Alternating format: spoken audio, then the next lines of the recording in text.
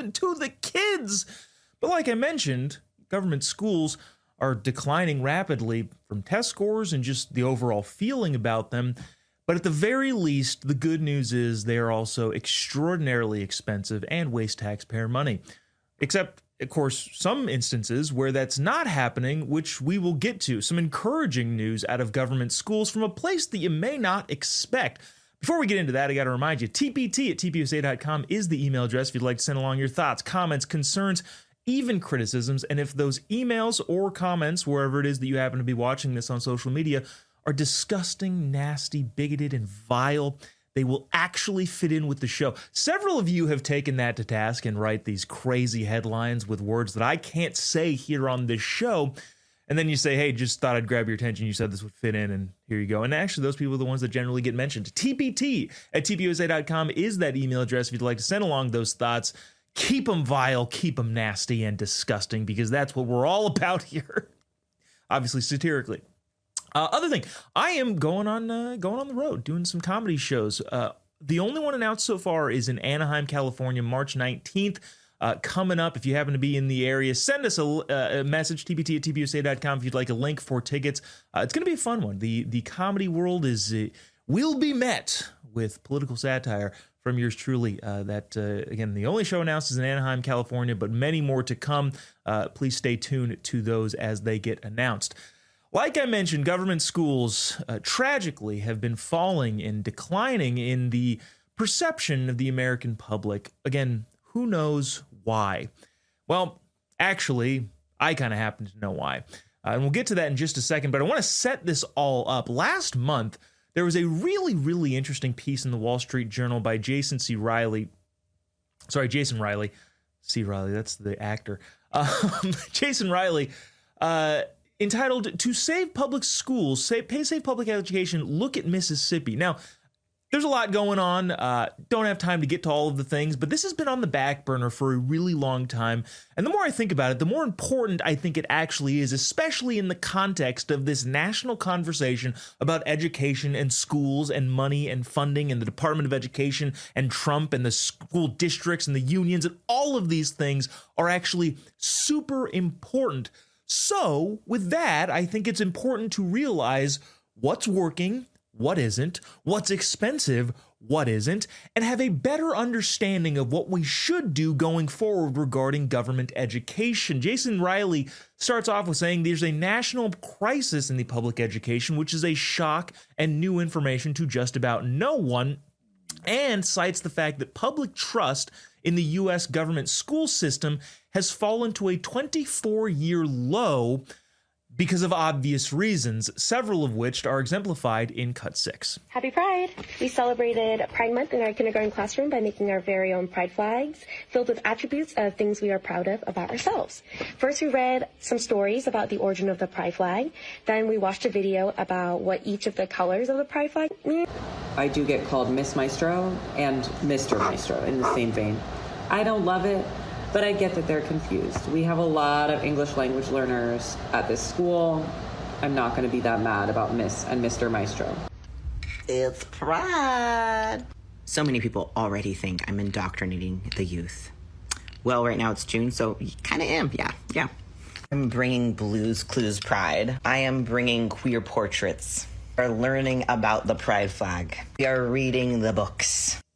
How on earth did Americans' trust in public education fall so far, so fast? Nobody has any idea, and we may never know, except for the fact that so many of these types of clips have been floating around the internet for the last several years, prompting the question, what the hell are they doing in government schools? Where are our tax dollars going? And outside of the expense of it all, holy cow, what are they doing to the kids? A kid going to that classroom is going to come out with a distorted view of the world, and that is bad for everyone. Not only is it a waste of money, you're not producing contributing members to society, you're producing people who will go end up spending exorbitant amounts of money on fancy private universities who take them in because they want their money, go into massive debt, having learned absolutely nothing except for how to disrupt police operations in the guise of a quote unquote protest. Bottom line is, nobody is shocked that the public trust in the institution of education more broadly in this country has fallen to a 24-year low. But the question is, well, how do you fix it? Well, if you ask libs, you just have more money. Now, just before that, the latest National Assessment of Education Progress scores fourth graders and eighth graders showed the lowest reading and math performance skills in decades. And then that is just one example of a widespread stagnation or decline overall. But again, the only thing we need to fix that is money. I mean, I could have pulled a billion of these types of clips, but I figure why not knock one Congresswoman Ilhan Omar, who's been constantly in the news. This is just one example of many libs saying that exact thing. We need more money. We cannot afford for funding to fall back to pre-pandemic levels, because we know if school funding increases, students' academic outcomes improve. Is that true, though? Is that accurate? When school funding goes up, do the academics actually improve? Short answer, no, but we'll get to that in just a second. She said something really interesting there that I'd like to touch on. We cannot go back to pre-pandemic school funding. If you remember, during the pandemic, there was a $1.9 trillion bill passed in the first month of President Biden's term, and it just gave a bunch of money to a bunch of different schools, and the libs are saying, we don't want that to stop. Now, the reason they're saying that is because they're beholden to the teachers' unions, and the teachers' unions, interestingly enough, care about the teachers instead of the students. They're the ones who kept schools shut down. They're the ones who lobbied for more and more and more and more of your taxpayer dollars to not improve anything. And now you have libs saying, well, the only way that we can ensure that public education gets back on the right foot is we give them more money. This is a case all over the country, but in New York State specifically, lawmakers are pushing to restructure the finances of New York City's public schools and give them an additional $1 billion in funding, according to New York City's independent budget office. Now, there are several different people arguing, well, okay, is that actually going to make a difference? New York and New York City specifically already pay a substantial amount more per student per year than other places around the country. Is that going to make a difference? But of course, unfortunately, the conversation stops there. Well, no, we just need more money for the kids. And if you argue against it, you get hit with the, why don't you care about children?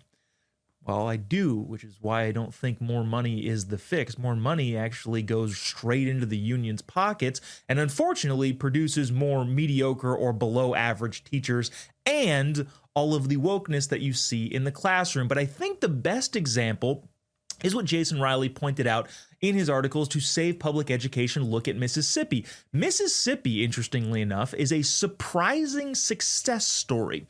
When you think of higher education, generally, I would imagine Mississippi doesn't come to the top of mind. It was once ranked near the bottom nationally regarding all education at the lower levels, not the higher education, but grade school to high school.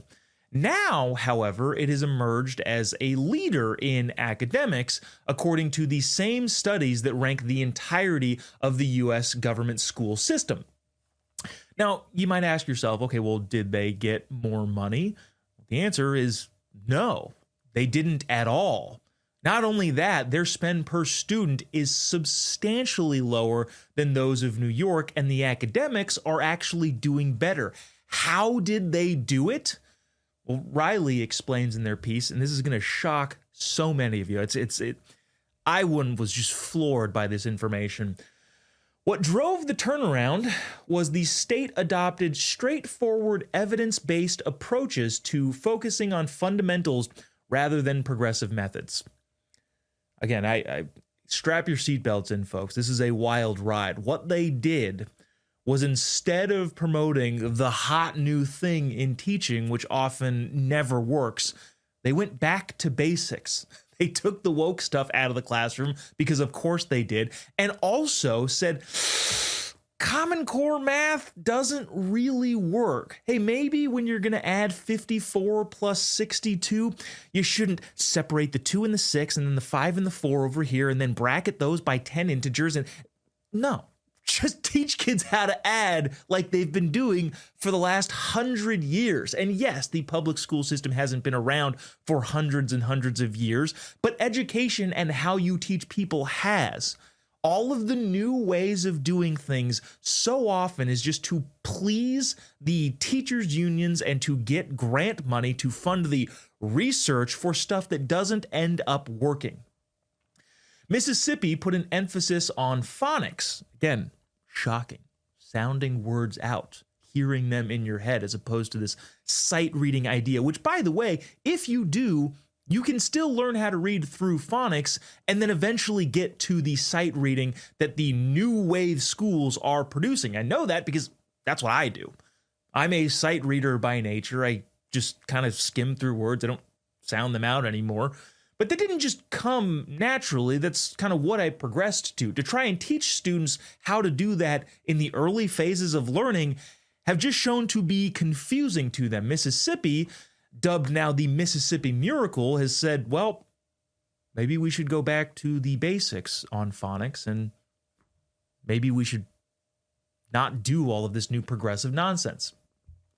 Mississippi also stuck to higher academic standards, accountability measures, and reforms that they enacted around 2013, including a third grade reading level gate that held students back if they couldn't read it, among many other standards. In other words, in places like California and places like New York, if you don't know this, if you are of the age of the grade, it does not matter if you've met the standards of that grade. If you can do math at a kindergarten level, but you're in the 4th grade, the 4th grade teacher doesn't say, hey, we want to keep you back because we want to help you out. Instead, they say, no, Johnny, you just go right on ahead. Go to 5th grade knowing absolutely nothing because we need our money, and we don't get our money if you get held back.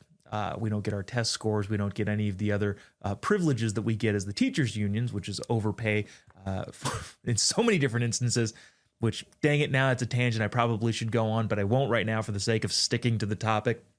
But the teachers' unions get their bucks if the test scores show that you are passing even though you can't read at the level that you're supposed to read.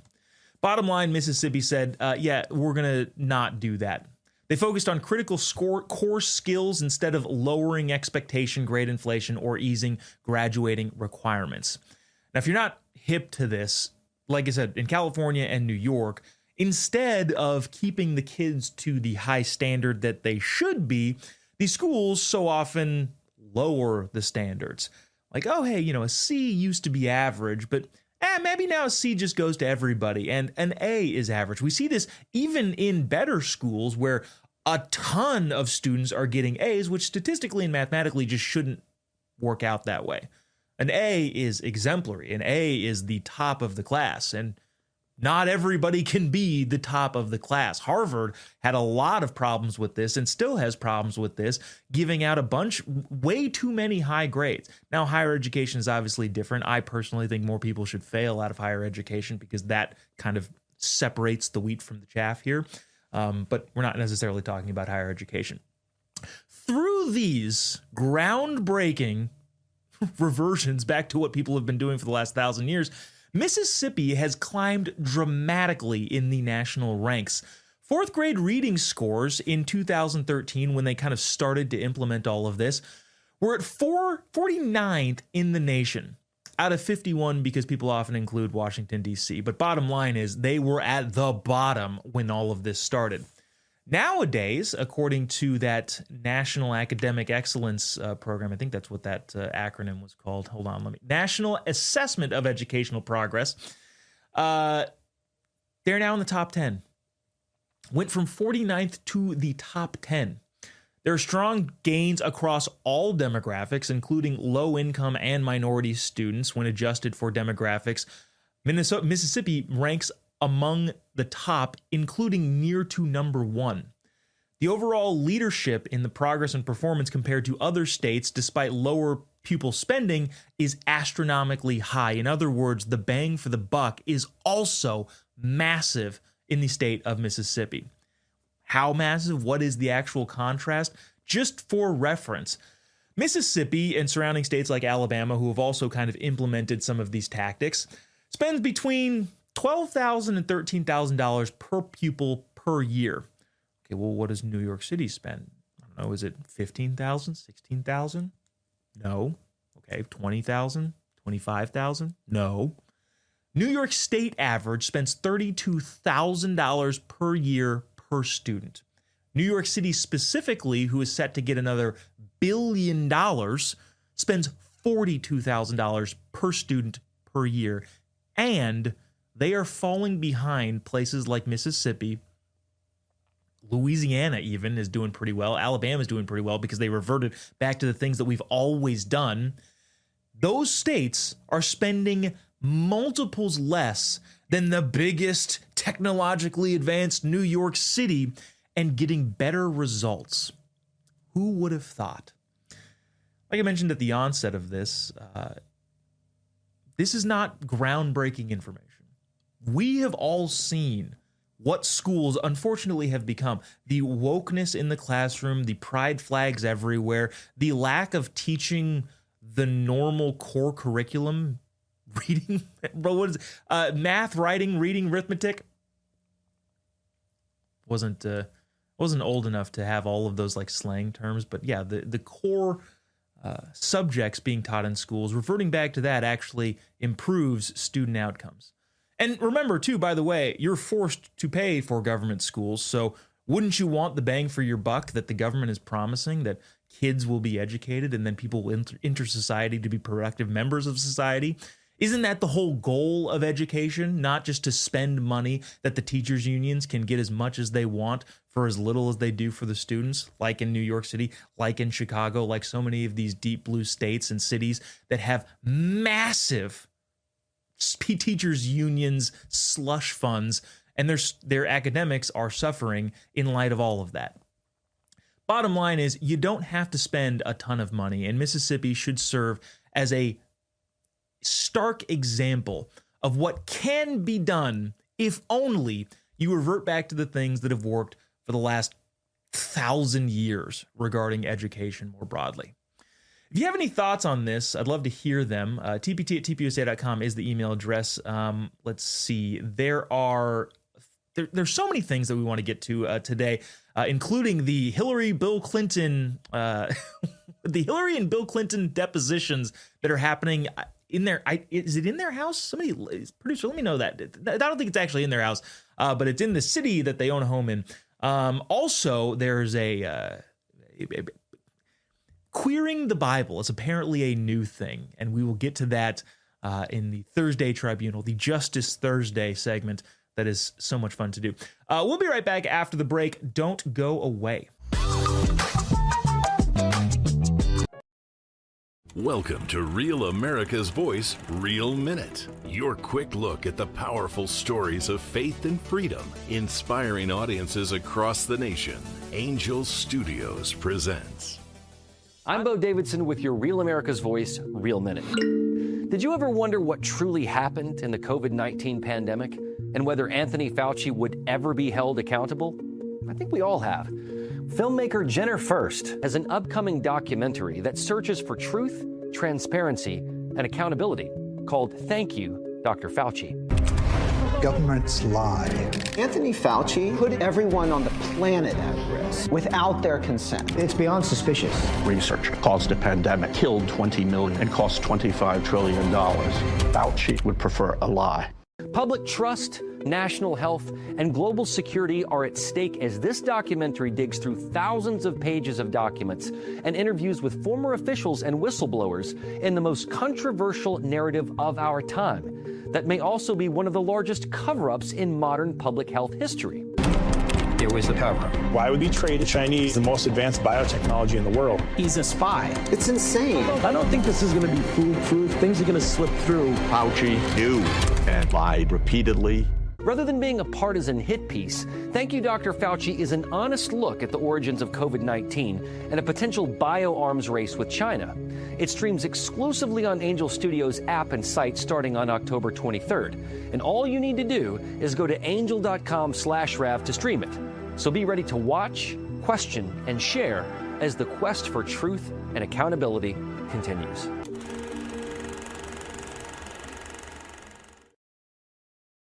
Hey folks, it's your friend John Rich. I co-founded Old Glory Bank because we heard too many stories about people getting canceled by their bank because they didn't agree with their politics. The government wanted to know where you shopped. If you bought a Bible or you shopped at a sporting goods store, you're probably on a list. We created Old Glory Bank because America needed a bank that would protect their privacy and security. Exercising your constitutional rights is not a criminal activity, and neither is loving your country. At Old Glory Bank, we stand with you. I'm a J6er. I spent 1,143 days in prison. About a year in prison. We were prosecuted, persecuted. To quit whining these days. I paid off my student loans and I bought like a $500,000 starter home and still go and get cold brew every single morning from my favorite coffee shop. Where I'm getting at is I shop sales, I use points for travel, I had roommates throughout my 20s, I bring my lunch to work, I had Gam pay off my student loans and buy me a house because I'm her special little grandson, but I also got Peacock with ads. Point is, invest and save. It had me in the first half. You know, I understand that. Things are a little bit more difficult than they may have been in the past. I'm fully cognizant of that. And I have no problem with people helping out their kids or their grandkids. What I do have a problem with is people thinking that they did it all by themselves. I mean, there are people that have done it all by themselves, which is great. And that's what this country is for. You can pull yourself up. You can do the hard work and you can save money. And as a guy who saves money and has been fortunate enough to do some pretty cool things, I get that. But what I don't like is if, somebody bought you a house and you act like you did it by yourself. Don't be a poser. If you did it by yourself, great. But if you got some help, which I don't mind people doing, you just can't claim that, look at how awesome everything is for me. Wow, what time that's what time it is. I was gonna say what time is it? Irrelevant what time it is. What time it is now. It is time to get to the point. Get to the point. Get to the point. Lots of points to get to today. Let's start it off at the top of this with Hillary Clinton testifies in the House Epstein probe. At the point in time that we're talking about this, I think it got paused because there were some leaked photos, but I think it's continued on underway. The closed door interview with the House Oversight Committee with Representative Comer heading that up. We've been talking about this for now months, I think. This is finally it. It's happening. Hill's testifying behind closed doors. I'm not entirely sure the reasoning behind that. Allegedly, supposedly, the Clintons were like, hey, we want to do it in front of the cameras. I'm not entirely sure of the back end finagling going on there, but I don't. We'll all find out together what kind of comes out of this. I'm be completely, totally blunt and honest with you folks. I care more about Bill. That's happening tomorrow. Don't particularly care about Hillary. I'm in no way, shape, or form a fan of her. I don't think she is will come out of this unscathed. But I really care more about what they're going to ask the former president of the United States, not the failed presidential candidate, who, yes, is a very bad person, very involved in some very bad things. But I think what I'm ultimately saying is I'm more interested in what's going to happen with Bill tomorrow. But good old Hill's testifying today, freaking finally. There's a bunch of news being made too. It's like, this is unorthodox. How is this the first time in however long that it... Okay, yeah, well, guess what? You know what else is unorthodox? All of this. So... pound sand. This is what, you know what was unorthodox? When they arrested a former president for crimes that they made up. So spare me this is unorthodox and therefore it is bad. Nah, we've been wanting this for a while and now it's finally happening, and we'll kind of get to what comes out of it when all of that stuff is said and done. Next point. Across the coast to California, Governor Newsom is facing calls to resign over the release of a monster-convicted serial child abuser. This is actually very interesting, and it's interesting in the sense that you need to know from around the country what kind of insanity is going on here in California. This guy was charged, convicted, and sentenced of abusing multiple children. He was sentenced to 3 consecutive 25 to life terms, plus after that, an additional 25 years. So why is Governor Newsom being called to resign? Well, because he might get out. He's 64 years old and he's potentially going to get out. Well, why? 3 consecutive 25 years to life terms? That shouldn't happen. Plus an additional 20 years? There's no way. Well, except for the fact that in 2020, California passed a bill encouraging elderly parole. Hey, if you're old, yeah, you may have murdered a bunch of people, but yeah, we're going to make you eligible for parole because you're elderly. And then obviously the question is, well, what makes someone elderly? How old do they have to be elderly? And again, strap in your seatbelt, folks. There's going to be several of you in the audience that are going to be very, very upset about this because you fall into the category of what this bill calls elderly. This law calls elderly 50. Send your emails, tpt@tpusa.com. Does that make you mad? It makes me mad. I'm not 50 years old, but that's find a 50-year-old if you're not one yourself, or if you're below that age and go, holy crap, 50 is elderly? Yeah, right. I guarantee you there's some 52-year-old that is frantically emailing the show. tpt@tpusa.com, by the way, if you'd like to send that email saying, California thinks I'm elderly. Anyways, the elderly parole, you have to meet 2 qualifications. You have to have been in jail for 20 years and be 50 years old. This child abuser, convicted serial child abuser, meets those qualifications, and therefore he might get out of jail because California is where sanity goes to die. Now, the headline here is a little bit, probably a little bit rambunctious. Governor Newsom facing calls to resign. This is a normal day for him.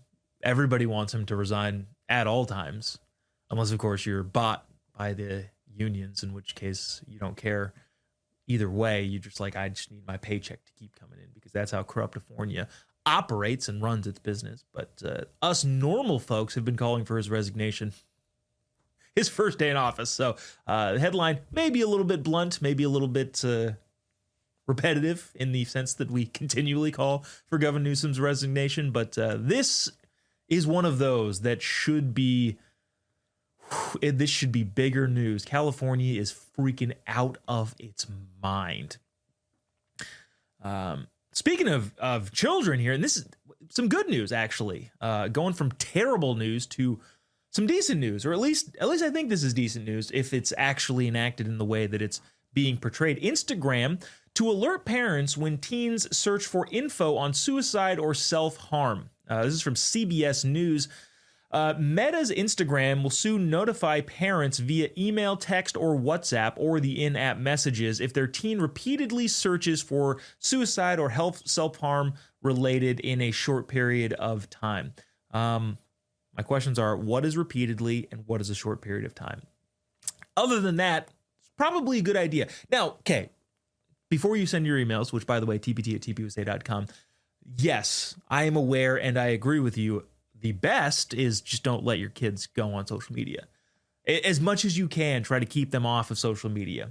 Now, in the event that they are on social media, this seems like a decent option. The new safeguard started rolling out first in the US, UK, Australia, and Canada. It includes a bunch of different resources, including blocking content for minors who are searching for destructive content or seeing destructive content. Now, are they perfect in this? No. Should we believe them that they are being perfect in this? No. But at the same time, this is at least a step in the right direction. They got to do, there's a lot bigger of a burden of proof to show me that, yeah, you actually care about kids. And there's that whole lawsuit going on in California as well. Zuckerberg testified on whether or not his platforms are intentionally addictive to kids, which that hasn't been decided yet. So we'll kind of keep an eye on that. But overall, maybe I'm, I don't know, too optimistic about things, but this seems like a decent step in a decent direction. Not to absolve them of any guilt and any other circumstances, but this is a good start. Hopefully things continue to go in that direction. Speaking of tech and robots, we're getting into the silly points here. I know there's a lot of news going on around today, but I assume you watched a bunch of news prior to this, and now we're getting some sillies. Guy accidentally takes command of 7,000 robots in the homes of 7,000 strangers while trying to control his vacuum with a gamepad.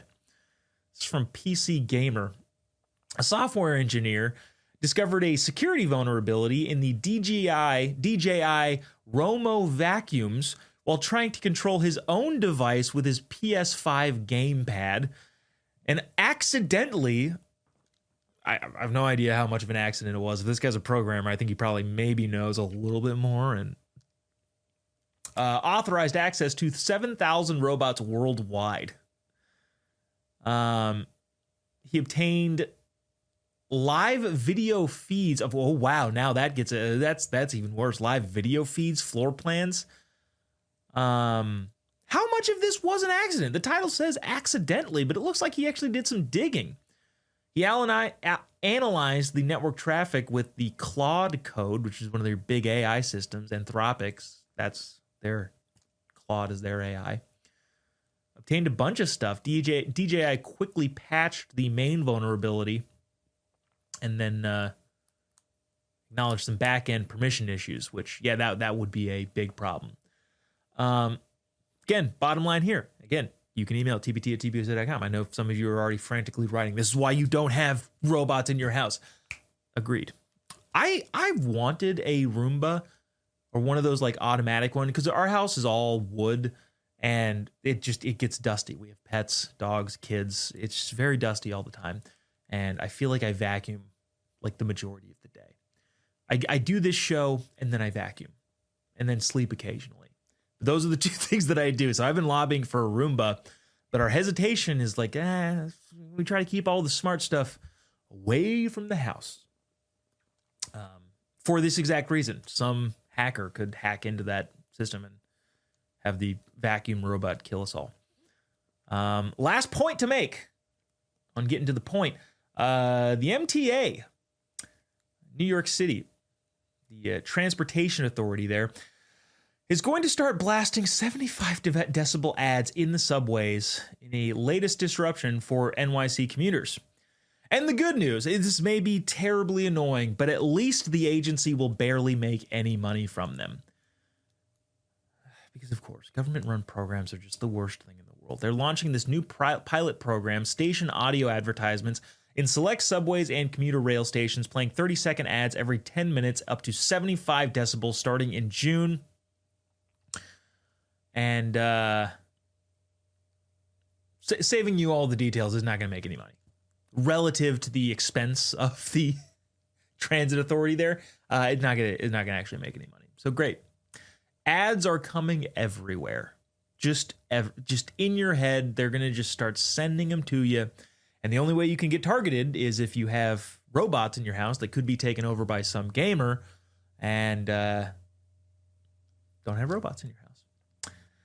Wow, lots of points. Lots of interesting ones today. I know lots of things going on around the world, but thanks for joining us and getting to the point. Get to the point. Get to the point.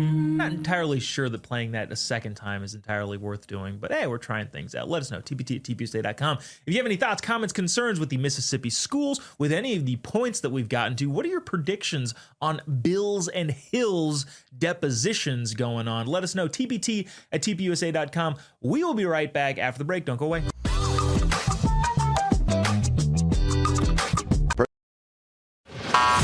Running on empty, brain fog, can't focus, and those sugar-loaded energy drinks? Sure, they spike you fast, then crash you hard.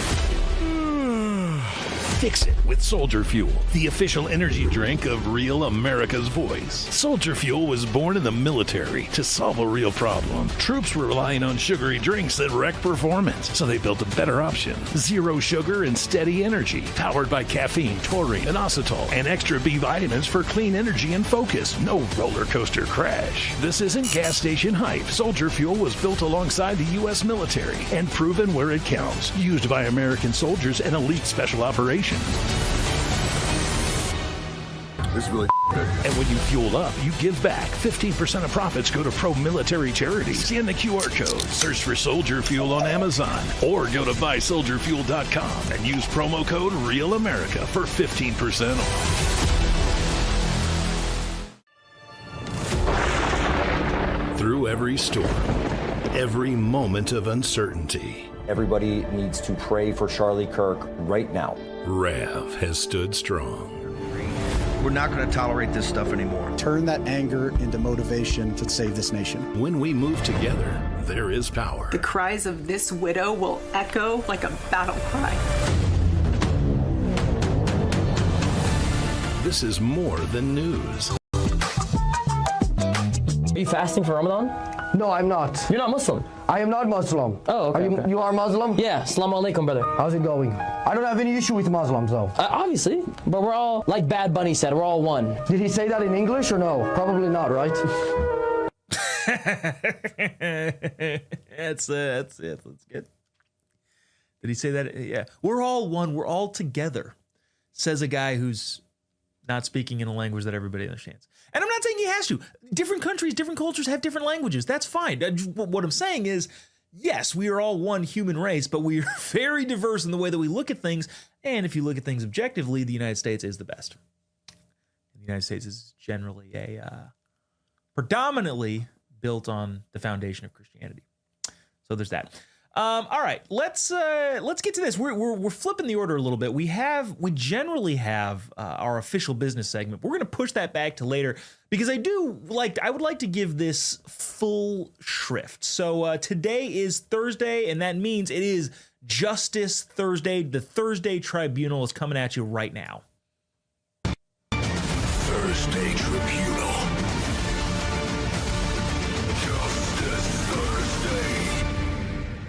Wow, that's more aggressive. It gets more aggressive every week than I remember it being.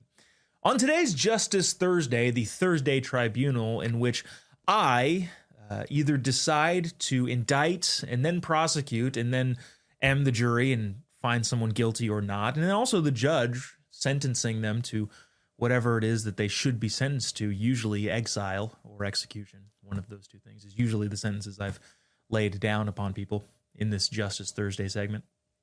All of those things are happening today. We're going to take a look at I'm hesitant to call some folks is pastor, priest. So he's a guy standing at what looks to be a Christian pulpit talking about queering the Bible. And I recognize this, just playing this may upset some of you folks, and that's fine. Totally understandable. tpt@tpusa.com if you don't want me to play this sort of stuff. But at the same time, I think it's worth looking at, especially when people like this guy think they're making this astute, learned, educated academic point, when in reality, they're not tethered to reality. Watch this and we will discuss, and then again, of course, I will pass binding judgment to this individual when the court has finished its investigation into whether or not this person has violated some sort of crime that I have imposed. Cut 8.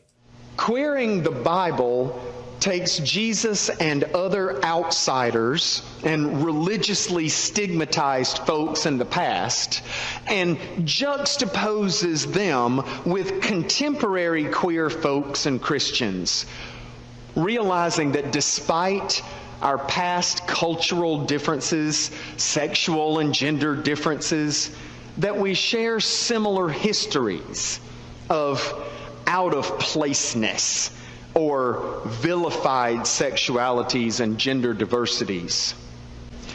Jesus' kingdom practice is queer in the sense it questions identities and blurs distinctions.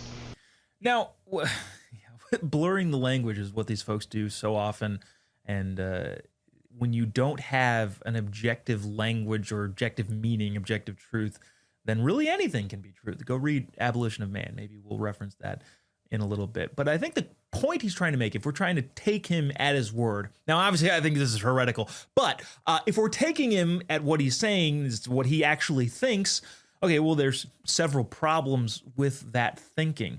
In the bigger video, he kind of talks about, well, Jesus ate with a diverse group of people. Now, obviously, Jesus dined with tax collectors and folks that weren't super well looked upon in the community. And that is true. Now, the difference is what this guy says is, well, he also then affirmed everything at the table. Now, that's not exactly what he said, but that's what he means. Invoking the, well, Jesus ate with people that were different than him. He ate with people that weren't liked in society. Again, accurate, but the goal there was to bring them over to his side of viewing the world, to bring him over to this new way of life that he was bringing into existence. It wasn't to say, sit down with the tax collector and say, hey, yeah, you're probably swindling people, and that's okay because you're just doing you. Which is effectively the argument that this, I don't want to say this heretic is making. He's saying, well, because Jesus wanted to have a big tent, that must mean that he's accepting of all the things in the tent. Okay, just factually inaccurate.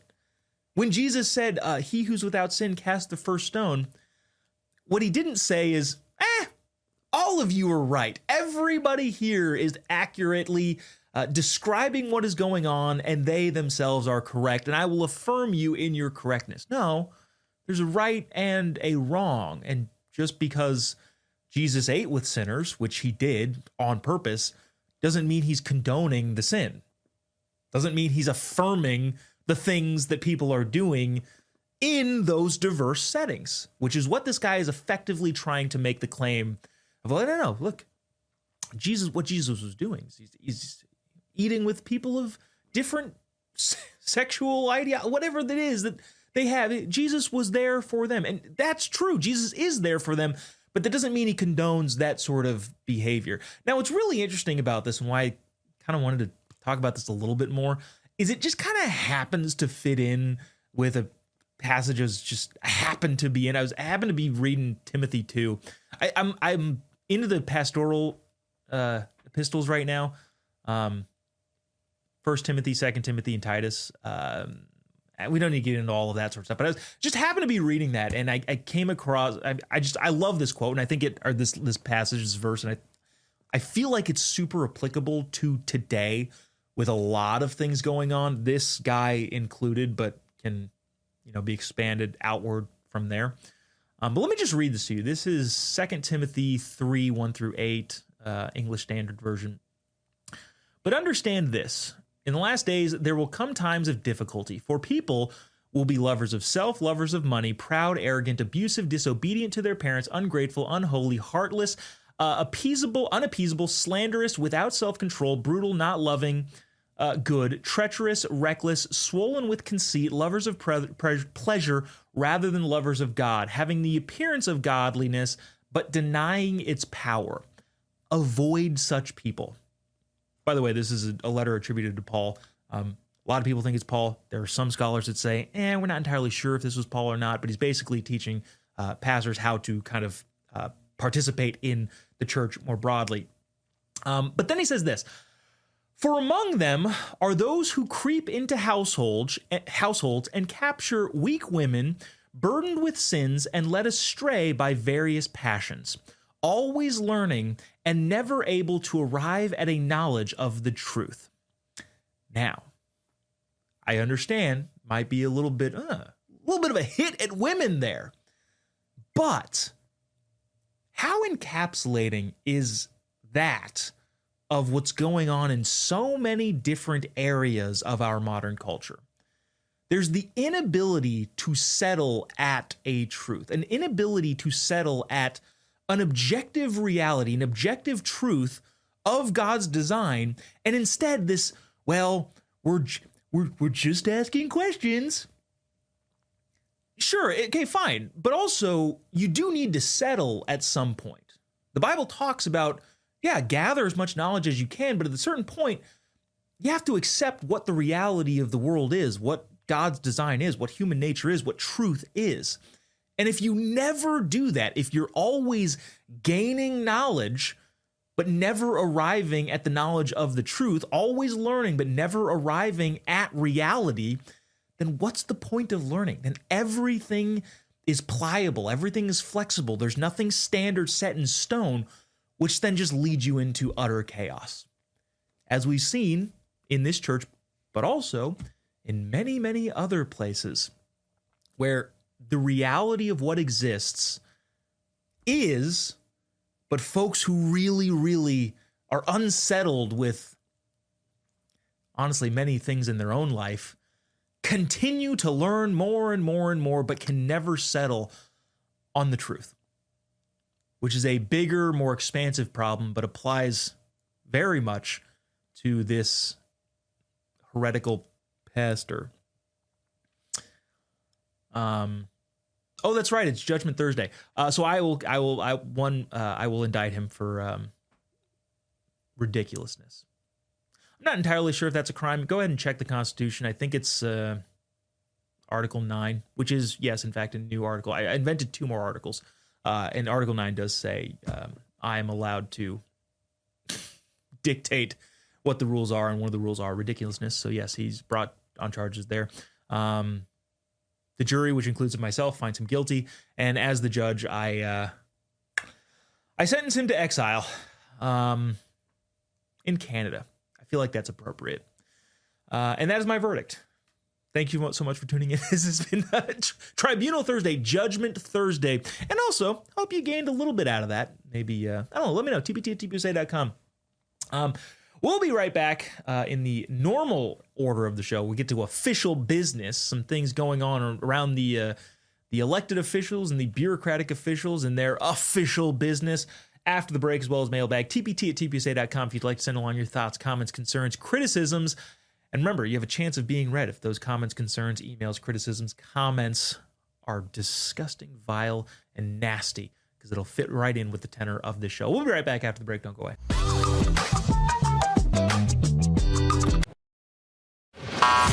Running on empty, brain fog, can't focus, and those sugar-loaded energy drinks? Sure, they spike you fast, then crash you hard. Fix it with Soldier Fuel, the official energy drink of Real America's Voice. Soldier Fuel was born in the military to solve a real problem. Troops were relying on sugary drinks that wreck performance, so they built a better option. Zero sugar and steady energy, powered by caffeine, taurine, inositol, and extra B vitamins for clean energy and focus. No roller coaster crash. This isn't gas station hype. Soldier Fuel was built alongside the U.S. military and proven where it counts. Used by American soldiers and elite special operations. This is really good. And when you fuel up, you give back. 15% of profits go to pro-military charities. Scan the QR code, search for Soldier Fuel on Amazon, or go to buysoldierfuel.com and use promo code REALAmerica for 15% off. Through every storm, every moment of uncertainty, everybody needs to pray for Charlie Kirk right now. Rav has stood strong. We're not going to tolerate this stuff anymore. Turn that anger into motivation to save this nation. When we move together, there is power. The cries of this widow will echo like a battle cry. This is more than news. It's a movement. This revolution of people taking their countries back. A turning point. A chance to be part of something greater than yourself. Scan the QR code and stand with Rav. The story isn't over, and neither is your part in it. Step in, be counted, be heard. Together, we are Rav. We will achieve American greatness. And we are just getting started. Hi, I'm Chris from Illinois. We like to watch Real America's Voice in the War Room with Stephen K. Bannon for all the great guts. Everyone from Kerry Lake, the great Frank Gaffney, Trump 24, Retribution.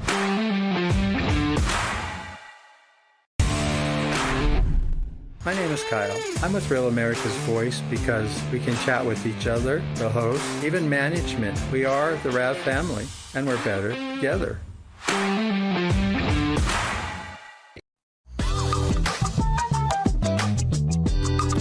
I'm a scholar of the far right who has fled the United States to Canada, and I need help. The situation in Canada is absolutely dire. For Americans who don't know, the housing crisis here is worse than in the United States. I lived in LA for 6 years, and I have not faced rent as bad as here. When my partner, our cat, and our dog fled the United States, we headed north with the goal of being close to where our families are located, which is on the West Coast. So we are now in British Columbia. More specifically, we are in the Sea to Sky Highway in the Greater Vancouver area. We are attempting to find housing in the western side of this region. My partner and I are here on a visitor visa, which is a 6 months possible stay for Americans. But while you're here on a visitor visa, you can't work. So we are currently surviving off of what savings we could get together before we fled the United States, and that's not terribly much. And in Canada, I think it's actually the cost of living crisis is worse here, especially when you are shut out of the healthcare system, when you can't access any of the resources that Canadians have access to. And that's understandable. You know, I'm not a citizen of the country, but it is making the financial situation dire because we can't work.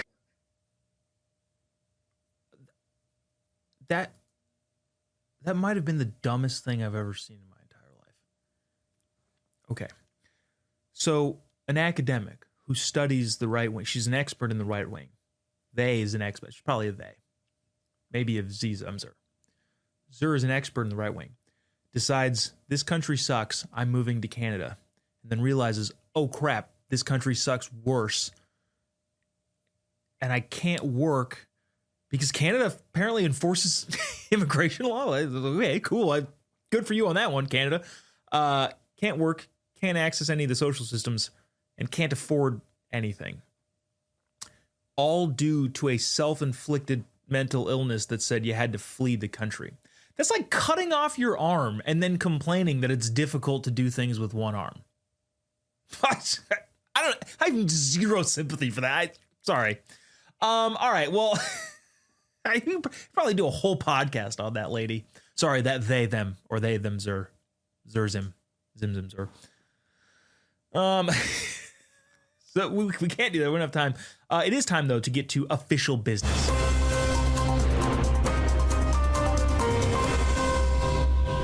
Holy cow, look at the time. We don't have time. We don't have a ton of time to get to official business. Let me just fly through some of these. This is Peggy Flanagan, the Lieutenant Governor of Minnesota, when asked, hey, the whole fraud thing that's happening over there is what does that look like nowadays? Here is her response. Might see the allegations of fraud and read those demands and say those are reasonable and that Minnesota should comply with that.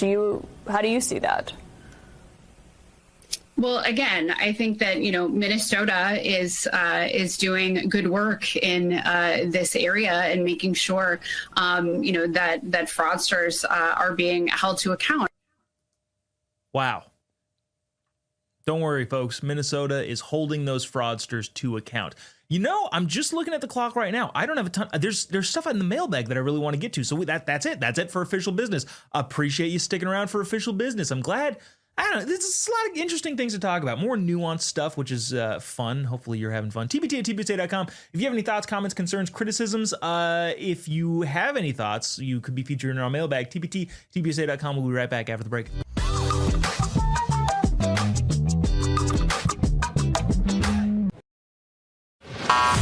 Running on empty, brain fog, can't focus, and those sugar-loaded energy drinks? Sure, they spike you fast, then crash you hard.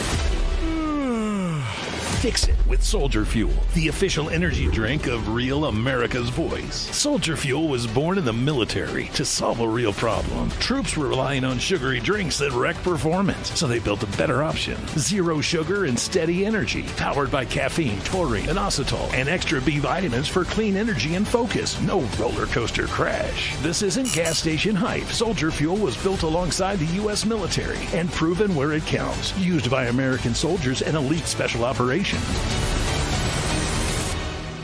This is really good. And when you fuel up, you give back. 15% of profits go to pro-military charities. Scan the QR code, search for Soldier Fuel on Amazon, or go to buysoldierfuel.com and use promo code REALAmerica for 15% off.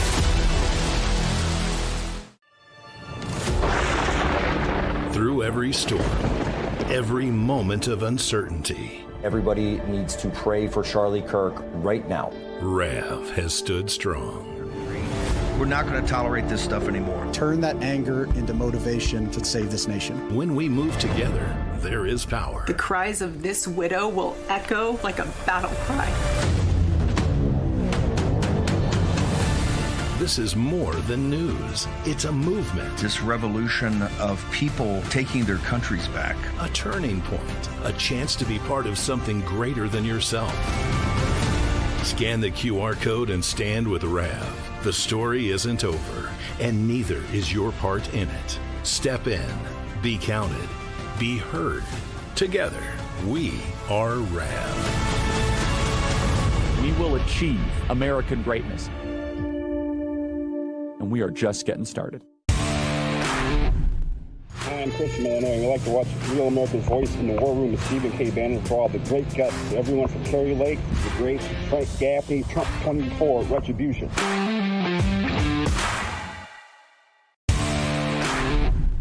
My name is Kyle. I'm with Real America's Voice because we can chat with each other, the host, even management. We are the Rav family, and we're better together.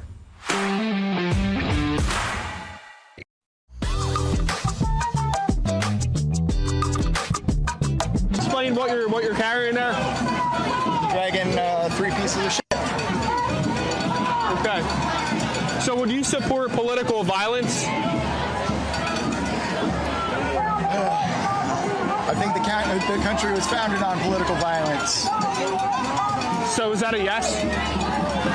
Do you support political violence? I don't. Okay. Yeah, I don't want to talk to you anymore. All right. Yeah, classic lib. Libs are violent. The left is violent. And there's overwhelming evidence for that. Okay, I want to get to the mailbag because I thought this was a couple interesting things here before we run in the last couple minutes here. TBT@TPUSA.com if you'd like to send along your thoughts. Gene asked if I saw the video of that clown from Florida. My words, not hers. Says Ashley Gant, a representative from Florida, said some very disparaging things about our friend Charlie Kirk.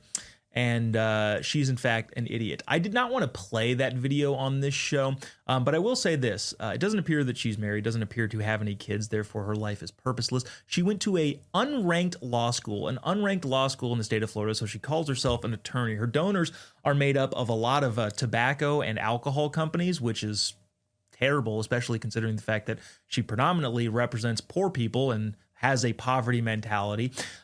She also posted a couple things, messages, some screenshots of some messages of somebody said basically, you suck, which is true, and your constituents should deal with you expeditiously. And she thought that was a threat, not understanding the guy meant, no, clearly they should vote you out. That's your constituents. That's what they can do to you. And she posted that, thought it was a threat, got embarrassed when it was called out. Hey, this isn't a threat. This is a guy saying we should vote you out of office. And then she deleted it. So yes, I have seen that video. That woman is retarded. And, we won't be showing it here. If you go to my X account and if you want to watch that video, just wanted to get that on Mailbag because that woman is dumb, very, very stupid. Also doesn't think that Martin Luther King Jr. was assassinated, which again you'll understand if you watch the video. That's all the time we have for. Really appreciate you sticking around, tuning in. We'll see you tomorrow, same time, same place. God bless America.